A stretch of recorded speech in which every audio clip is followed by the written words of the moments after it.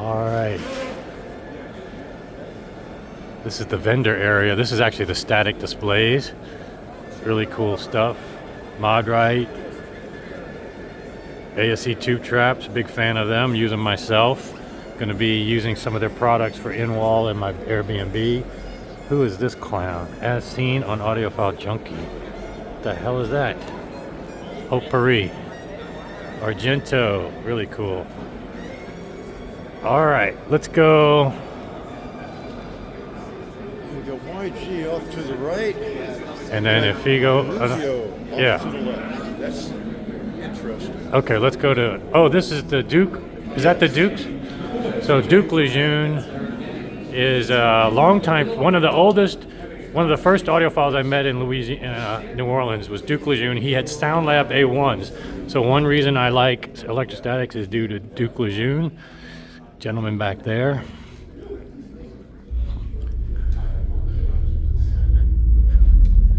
Hello, hello. Okay, all right. How are you? Good to see you. In the back, I'll go get him. Okay, yeah. Hold on. I was just telling everybody on camera, you're one of the first audiophiles I met in New Orleans, and you had the A1s, the electrostatic A1s that got me in love with them. What's up, Hon? Good to see you. Hey there, man. Good to see you. I've heard a lot of good things here. This is that sub, huh? Yeah. So it looks like. So last year, as you well know, we had a little bit of interesting discoveries. This room is so large. Sure. Like we have a 20-foot ceiling. It's 76 foot wide, and there's like 40 foot that way. So there's a lot of cubic volume. Sure. Right. And like Harley used to say, there's no substitute for cubic inches. Oh. So this year we brought these nice Sonofinity subwoofers. This thing, it looks like a doghouse, so we brought our little Gemma the goat as our residential. So this thing has 2 times a 15-inch active driver and 4 times passive. Really? So they can do 12,000 watts of bass. 12,000. 12,000. Yeah, so we're not using a fraction of that. That's But at least it can power the room, and that's is a 20 amp line, I guess. Yeah, so there's indeed 240 volt going into that amplifier that runs that. Otherwise, you can't really sort of power it enough.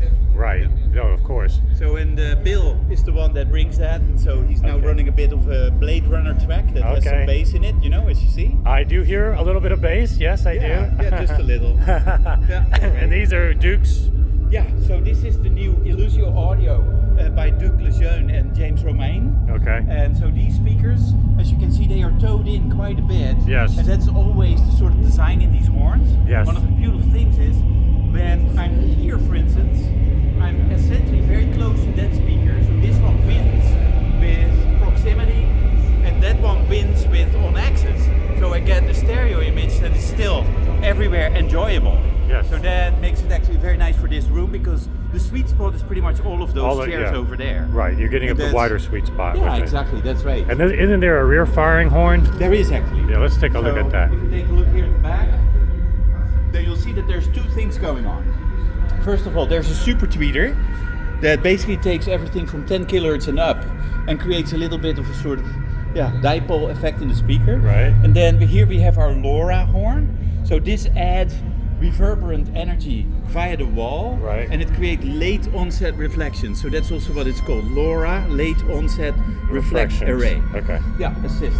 So it's the same spectrally as what's going out of the front speaker. So this is actually now tuned to do everything above 1200 hertz. 1200 hertz, okay. Yes, that's where actually the ear starts to get very direction sensitive. Yeah, okay. And so that's where that helps big time. And then let's take a look at your equipment. Yeah, absolutely. So, well, you will know already, like the Method 3s, those are the beautiful, like the Method 3 Class A. I've got plenty of videos on these. Oh, They're yeah, Class indeed. A, That's right. sliding bias. Yes, yeah. And doesn't need a lot of the heat things- sink because they run pretty cool. That's right, indeed, yeah. But also because we don't want these to be xylophones. You can see there's this curve pattern going on. So these are sonically completely dead. That's nice. Yeah. And one new thing today is that they are, look, if you can go got low enough, outriggers? Yeah. they actually have sapphires inside. So we can actually take a look at the other table where we can see these things. Yeah, let's go. So this is our new... Oh yeah, I see it a lot better over here. Yeah, and so let me just shine a little light on this. So as you can see, instead of spikes, we now use sapphires. So these sit between hemispheres. So if I take this thing up, let me just take this thing out. Okay, there you go. And you can see that this sapphire sits in a hemisphere. So it almost takes a long time before it actually sort of stops. See, but you can see a little star in there. And that is because this is such a pure triangle-shaped crystal pattern. It's very hard, this stuff. And because of that, it will not have any issue with weight of equipment on it. You know, if you have a hydraulic pressure of like 20 pounds, Still won't crush? it won't crush. No, if your equipment is heavy enough to crush a sapphire, then it's usually too heavy to be in a house anyway. Yes, if you So that's not collapse really the really floor. problem. So the beautiful thing with this is that it creates a little bit of degree of freedom for this to move Yes, okay. in the horizontal field. So that actually takes away any and all influence of vibration into the equipment. Okay. And that always then helps. this Same is thing under here. the hood, yeah. Yeah, same thing. Can you put this light on this here and let's take a look underneath This the is hood. our Method 6 stereo amplifier. As you can see, it's a dual mono approach. And I think you've seen this also before. Yes, it's Yeah. beautiful chassis. And Thank you. This is an option to have the clear top, and also you have a metal top. It's as well. not an option. You always get it. You that always way. get it, yeah. It's always like that. Yeah. So You the can- idea you is can that take you off can the take top the as your metal top option, off yeah, okay. And just basically open it, pop the hood, and look inside. Perfect. So most of our customers have never ever even unpacked the metal lid. They always use it like this. You know, Yeah, because I there's so agree. much I would to do see. it, yeah. Yeah, exactly. So that's a fun thing. And then the streamer is one thing. Oh, that that's you your may new not have streamer, seen. relatively new, yeah. Yes, exactly. So here's the streamer. So we're playing from Cobus now. Yes. And it's a very isolated type of streamer in the sense that the digital comes in via a fiber. Fiber, okay. Yeah, so this here is the exact clean section of the Basically, digital yeah, network. galvanic And the isolated. dirty part is actually wherever we have no control. You know, Right. the network has all sorts of switches, gear, wall wart adapters, and what have you, all Yeah. stuff that creates noise. So all of that stuff is relatively unimportant if it's connected via fiber, because the noise will not jump a fiber. So that helps Right. a lot. Right, it's got Yeah. galvanic isolation. That's being absolutely optical, correct. yeah. And we reclock everything with an ultra low jitter clock. Okay, And the audio source runs in its own dedicated core. So this is a quad core. We also have an 8 core. okay. And the Interesting. audio is just having its own core Core. at a very high stable frequency. Nice, So that generates no jitter whatsoever. nice, So okay. that's all very nice. And yeah, from there, preamp, you've seen that before, the Method 7.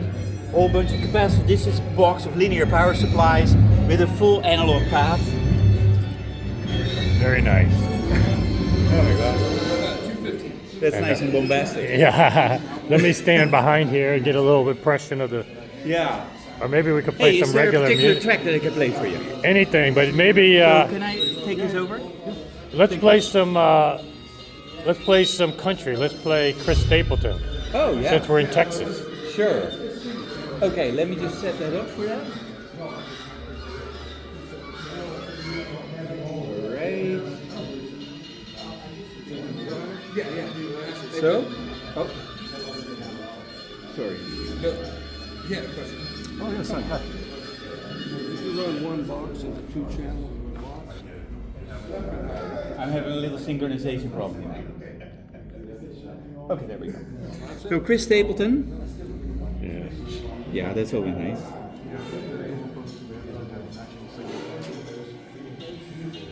Which one do you like? Anyway, stereo separation unit anyway. I played starting over earlier, so we can do something else. Okay, so Let's just do. From a Room? Oh, that's the Well, album? the album. And Let's so take a that look has at like Death Row, for instance, Yeah, that's a nice yeah, one? If you want to do Death Row, that's fine. Sure. Yeah, that's got bass, so let's do Death Row. Yeah. All right. That'll be perfect. Yeah. Good. 2-channel center. Excellent. Let me. Bill, can we move the discussion over so that he can film?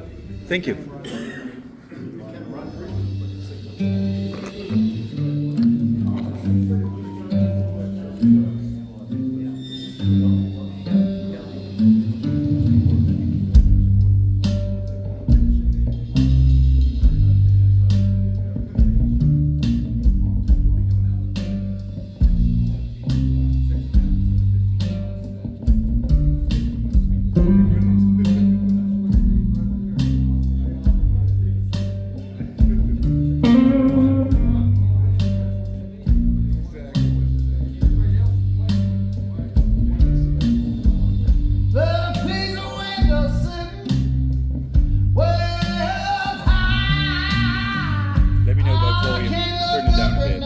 that a little bit, yeah. That's what I was thinking.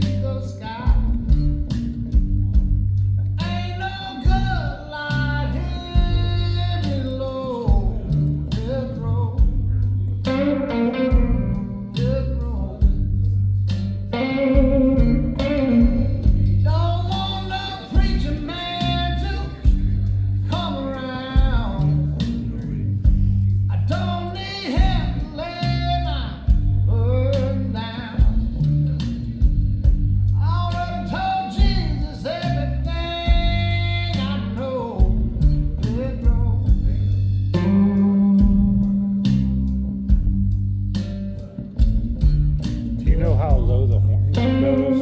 Yes. So these main speakers are actually tuned to go down to about 60 hertz. Okay. And so because they're designed to actually work with a swarm of subwoofers. Right. In smaller rooms, they work with a swarm. And in the big room here, we brought like the Sonofinities. Okay. Yeah. And I'm thinking that they're actually a couple dB too loud now. So you can easily switch that. So I'm just going to turn it down. Get a little more transparent sound. The imaging is really good, even though they're towed in, it still gives a preciseness. Yeah. Yeah. And if you're standing actually on the side, you'll notice that it's also like very good. You just listen into the stereo image from a different angle.